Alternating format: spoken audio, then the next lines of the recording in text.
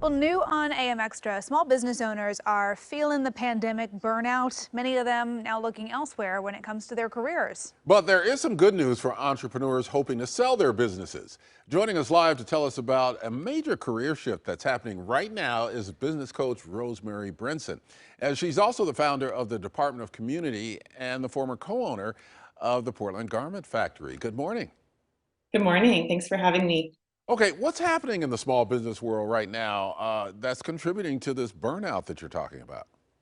Well, I think business owners that made it through the pandemic, they are just finally everything is cooling off and they are burnt out. They are tired, they feel alone. And oftentimes when they come to me, they feel both of those things. And so they have three choices. We can get their business to a sustainable level where it makes sense for their life and they can feel that balance, or they could sell, or they could close, right? And so the selling option is more and more what I'm seeing my clients want. And the wild thing is that when we go put those businesses up for sale, the people who want to buy them are burnt out corporate employees looking to switch sides. So we're seeing my entrepreneur clients who want to just go get a regular job with benefits and the consistency of not having to put the food on the table with your own hustling.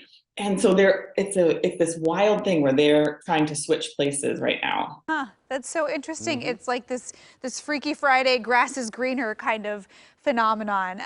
So what do you think is causing that trend? Is it just that people are kind of ready to be challenged in a different way?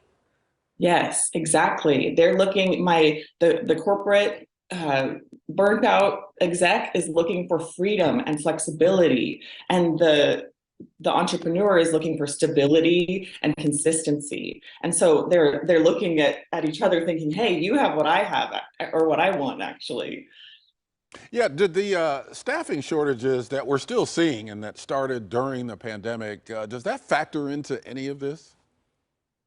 You know, it is interesting. I think that is part of it, is that people are going to want to work for themselves, and maybe they started their side hustle during the pandemic and it's taking off.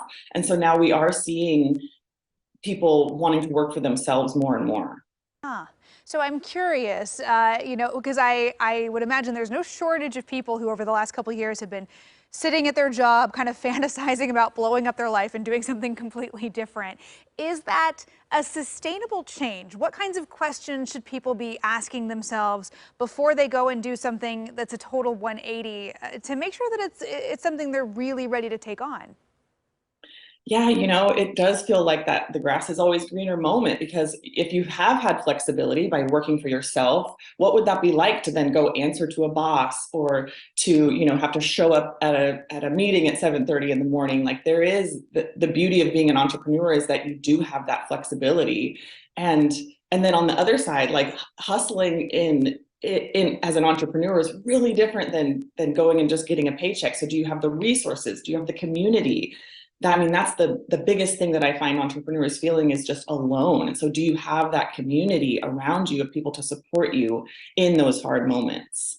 Yeah, entrepreneurship is really tough. I Hmm. know some entrepreneurs here in the Portland area, and especially when they first get that business started, it is really difficult. So what do you tell people in the corporate community who are looking to buy a business, be an entrepreneur, about what they might encounter that they might not expect?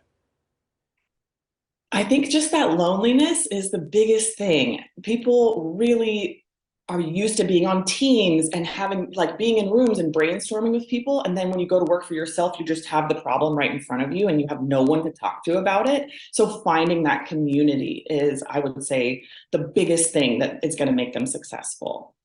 It's interesting. A lot to consider as we continue to see these ripple effects from the pandemic changing kind of the working landscape here.